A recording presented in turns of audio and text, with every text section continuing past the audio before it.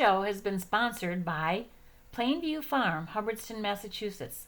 Their alpacas and llamas love to have company, so contact them to book a special visit for your mom's group, scout outing, field trip, or fundraiser. And Bill and Patrick Shea, Hubbardston, Massachusetts, owners of the world's largest collection of Back to the Future memorabilia. They offer VIP tours by appointment. You can contact them directly. All of the profits from donations go to the Michael J. Fox Foundation for Parkinson's Research. Who knew that a little town in north central Massachusetts with a population of a little over 4,000 would hold such hidden gems? But that's why we do what we do. Hi, we're here at the Evangelical Church, and we're going to start with Gary Kangas, who is a town historian. And you're going to tell us first about the history of the town? Yes. Okay. Yeah, the town of Hubbardston, the land that this is all on, was Indian territory. It was purchased by the Norcak Indians in 1886. And on the back road here, there's several caves up on the ledges, evidence of the early inhabitants of this area. And in 1737, the land was divided into 68 house lots of 100 acres each, and 33 grape farms of 500 acres each. And in 1767, it was incorporated as a town. And Thomas Hubbard, who was a businessman and politician in Boston, he says, if you name the town after me, I will donate all the glass for the town meeting house. And he died before he could make good on his progress. Oh. So rumor has it in town this little old Mother Hubbard went to a cupboard and there was no bone. Yeah. There's a rumor that story was started here because of Thomas Hubbard. Oh. Before he could make his promise. Wow, okay. So then, Hubbardston was primarily a farming community, but there was several businesses in town. There was, we had sawmills, cotton mills, grist mills, and there's chair factories, many of the chair factories in Pitcherville were the Pierce Chair Factory, the Greenwood Chair Factory. And when the railroad came in 1871, the railroad couldn't come up to Hubbardston because it was too steep of a hill, so Depot was about a mile outside of town. And then all the chair factories moved to South Garden to get access to the railroad to ship out their chairs. Okay. And Hubbardston was a north travel route between Providence, Rhode Island, Worcester, and Keene, New Hampshire. So there was a long trail, dusty trail, so they had all these hotels in town, and bed and breakfasts and inns. So after the railroad, they diminished with that. Then, in town there was a Wheeler Brothers General Store on the other end of Main Street. That it was in the Wheeler family from 1875 till 1968 when Cy Wheeler died. There was several generations in the Wheeler family. And in 2001, they auctioned off the whole store and its contents. And there was stuff in there from the 1890s forward. It was like a time capsule sealed up. Wow. And then the Hubbardston schools, there were 13 schools running at the same time in Hubbardston at one time, where before the automobile it wasn't feasible to transport all the kids from these villages into Hubbardston to a central school. So each village had their own one-room schoolhouse. Okay. And this schoolhouse on the corner of 68 and Morgan Road, one-room schoolhouse that my dad went to around 1915. And they went there till 6th grade, and from there they did have a truck then that they trucked them into Hubbardston to the Century School, which was halfway up Main Street. In 1939, they built a central school that all the kids went to that central school at that time. And here was an early school bus that they rode on. Mm-hmm. And then Jonas Gilman Clark, he wanted to build a college in town here, Clark College, which later became Clark University.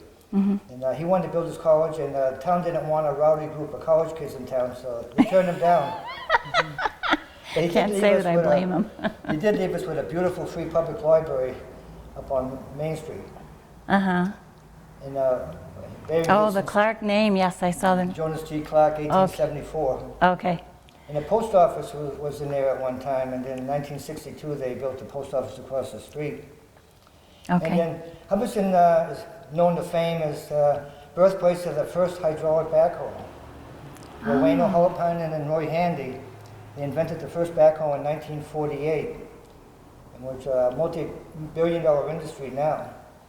In the early 1960s, go-karts were a big thing in town, where just about a mile down the road here there was a go-kart track they made, and they'd have as many as 3,000 people on a Sunday. In this one picture here, there you can see the boys and kids from this church all got their Sunday best on, suits and ties back in the 60s, where they had to go to church first, and they ran like hell down to the go-kart tracks to watch the races. And then in town there's a big rock, this big boulder sitting in the middle of the woods. They call it Big Rock, which was a Hubbardston attraction for many years. Okay. Do they know where it came from, or?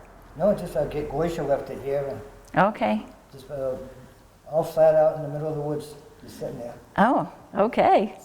There was the Nonesuch apple that originated in this town. Wow. My name is Delores Ordway. I've lived in town since 1968, and my children were baptized in this church back then, and then now I'm instrumental in having it reconstructed by the Community Preservation Society. When was this church built? In 1827. the church actually faced the other road, and when they built the cellar under it, they turned it in this direction. So My name is Katie Young. I'm the Special Events Advisor to the town of Hubbardston, along with, I do wear a lot of hats in town. I'm a selectman, I'm the head of Girl Scouts and treasurer of Boy Scouts. The Hubbardston Fair is basically the 250th over and over again, with that minus the parade and fireworks, which, fireworks are always fun, but they're kind of expensive. Yes. So Yes. we do a big, Hubbardston Fair. Usually have like 100 vendors. There's thousands of people that usually come through. There's lots of fun activities. And I try really hard to make it so the townspeople, it's free to enter, free to park. If you want to, you can bring a lunch. I don't care. There are food vendors there, but it's very family orientated. I'm trying to build community with all my events. So I've gone on to add things like the Dinghy Dash, which is coming up in August. It's a cardboard boat regatta. So you build a boat out of nothing but cardboard and duct tape, and then we race them. It is fun. It's usually about a 2-hour event, but you sit there and you watch these people. They made boats out of nothing but cardboard and duct tape, and some of them are so creative. We've had dragons, we've had pirate ships, we've had pontoons. It's fun.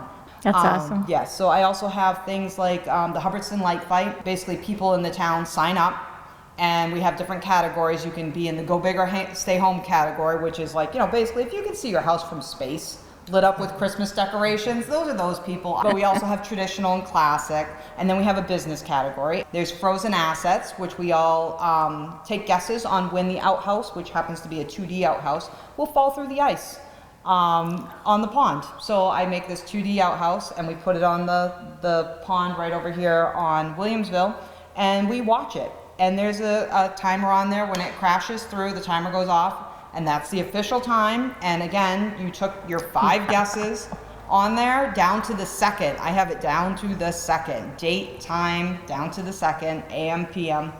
And whoever wins gift cards. Because again, this is all supposed to be fun. It's community building, it's family friendly.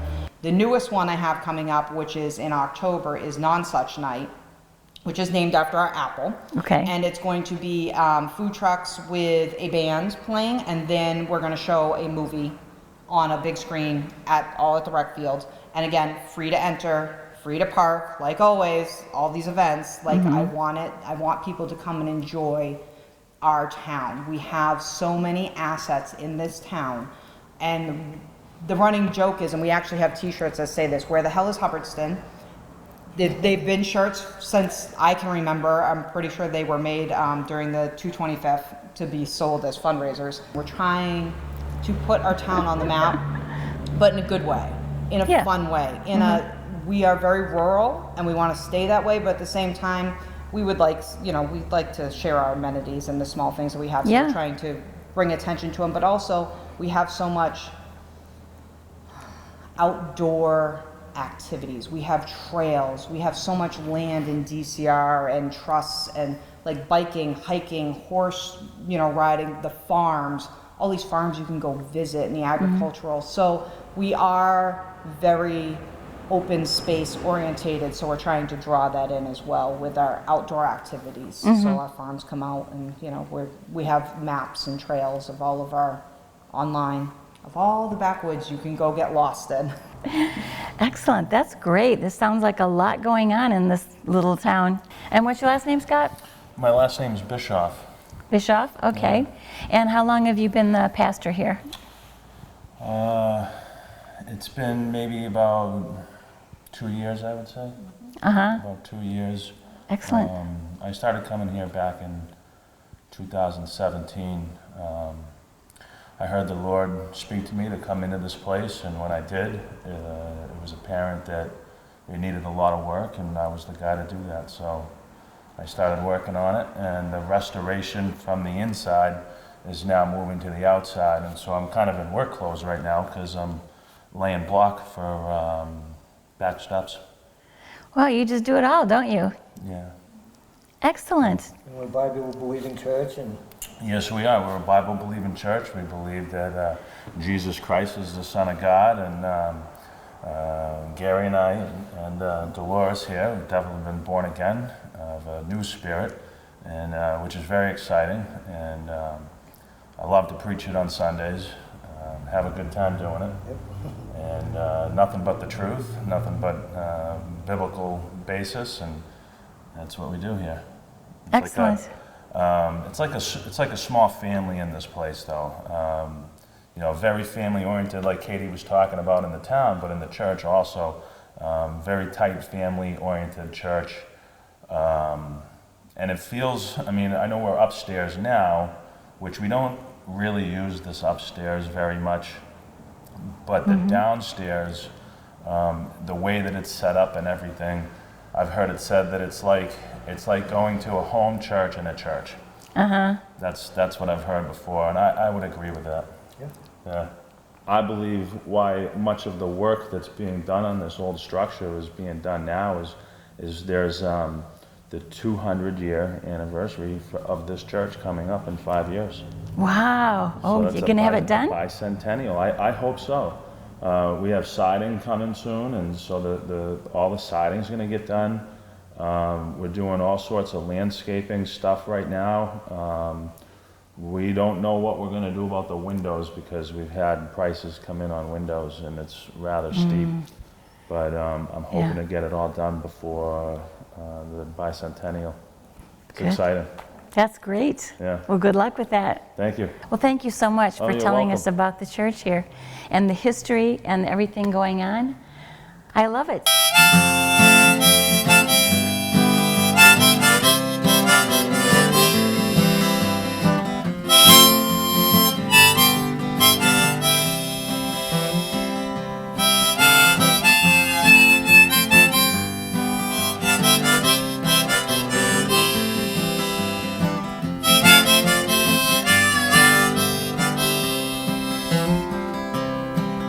Won't you stay with me here in the town of Hubbardston?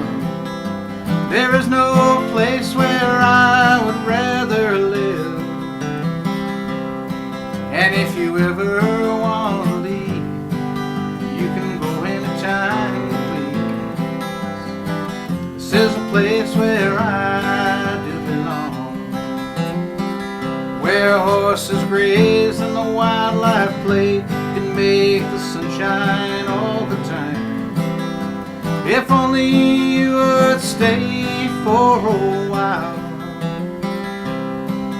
And I know that if you did, well, you might feel the way I do. Well, honey, won't you try it a while? Now Comet to Brigham, good fishing all around. Middle of the county, small town. Hillville to Williamsville, true beauty to be seen. And it's all so special to me. Now don't say a word, I can see it in your face. The pace is slow, not like the city's race. Well, all I want to do is sit by an open stream love you till the morning gleams. Yeah, won't you stay with me here in the town of Hubbardston? There is no place where I would rather live. And if you ever want to leave, you can go anytime you please. This is a place where I do belong. And if you ever want to leave, you can go anytime you please. This is a place where I do belong.